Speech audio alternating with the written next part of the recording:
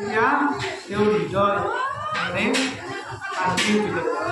তেওঁ কান্দি কান্দি তেওঁ হিয়া ঝাঁকি ৰাখি মানে হিয়া আমি যে কওঁ হিয়াত খুৱাই খুৱাই কান্দি ৰাখিলে যে পুত্ৰসকল কি হয়, আমাৰ কেনেকুৱা অৱস্থা হয়। তেওঁ কি কৰিলে, অস্বস্থমাই দ্ৰৌপদীৰ ল'ৰাকেইটাক মাৰিব গৈছিল না হেৰি গৈছিল? পাণ্ডৱ বুলি ভাবিছিলে। পাণ্ডৱ সকলো কিনা বুলি ভাবি আছে, ভাবিছিলে মোৰ মানে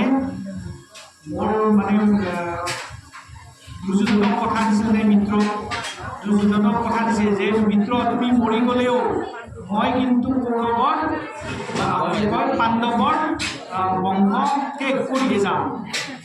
গতিকে ভাবিলে পাণ্ডৱসকল শুই আছে, কিন্তু দুৰ্ভাগ্যবশত ঈশ্বৰৰ ইচ্ছা কি কৰিলে, এই দ্ৰৌপদীৰে পুত্ৰ তেওঁলোক নহয়, পাণ্ডৱসকল নহয়, দ্ৰৌপদীৰে। গতিকে দ্ৰৌপদীৰ পুত্ৰসকল যেতিয়া বধ কৰিলে, অস্বস্থমাই মহাপাপ কৰিলে, তেতিয়া দ্ৰৌপদী হিয়া ঢুকি মানে বিনাই বিনাই কান্দিলে, হে প্ৰভু তুমি মোক কি কৰিলা, কি অনাথ কৰিলা।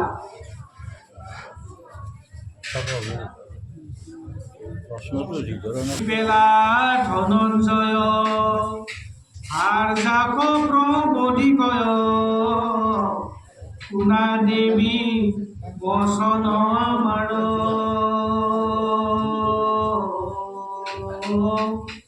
ও মাথা ককা তিয়ানি তোমা বজ আমি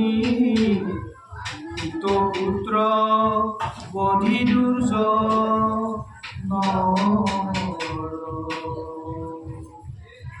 মহাক্ৰোধে ধনঞ্জয় কৃষ্ণ মে ৰথ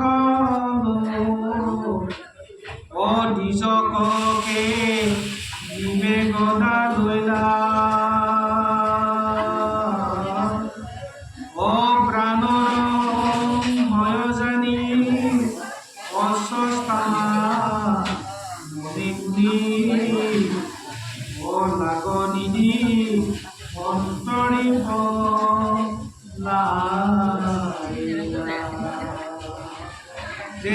যেতিয়া মানে অস্বস্থমাই দ্ৰৌপদীৰ পুত্ৰসকলক বধ কৰিলে, এই কথাটো ধনঞ্জয়ে গম পালে আৰু গম পাই তেওঁলোকে মানে ধনঞ্জয় বিচাৰি গ'ল আৰু ধনঞ্জয় অৰ্জুনৰ ভয়ত মানে অস্বস্থমাক দৌৰিলে।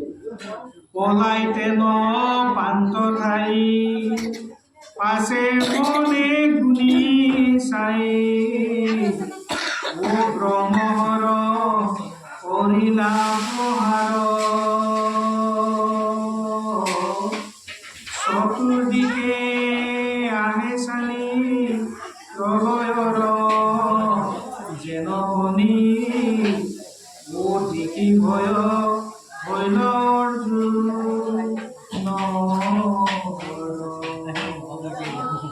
যে প্ৰাণৰ ভয়ত অস্বস্থমাই কি কৰিলে, তেওঁ ব্ৰহ্মাহৰ নিক্ষেপ কৰিলে আৰু সেই ব্ৰহ্মাহৰ দেখা পাই অৰ্জুনৰো ভয় হৈ গ'ল। মহাভয়ে ভৈলাকাশ কৃষ্ণৰ চাপিয়া পাশ, অকৰজৰে অনন্ত গোহাৰি। হে প্ৰভু ভগৱন্ত কৃপাময় শ্ৰী গোবিন্দ,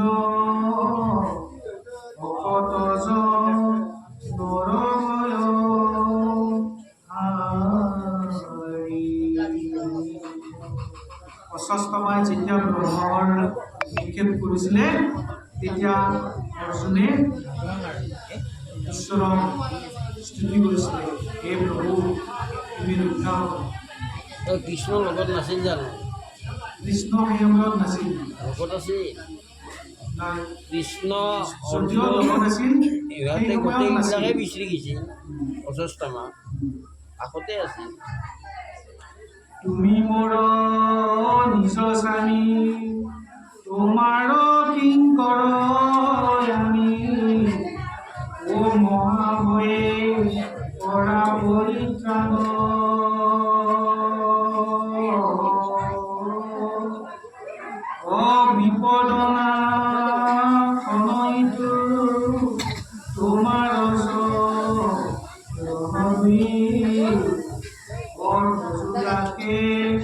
কৰিছো বন্ধ।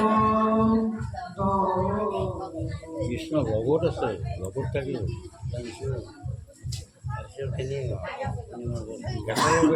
দিনে নাহিয়াব পাণ্ডৱৰ পৰিত্ৰাণ, সৰ্বদাই তুমিহে ৰাখিছা।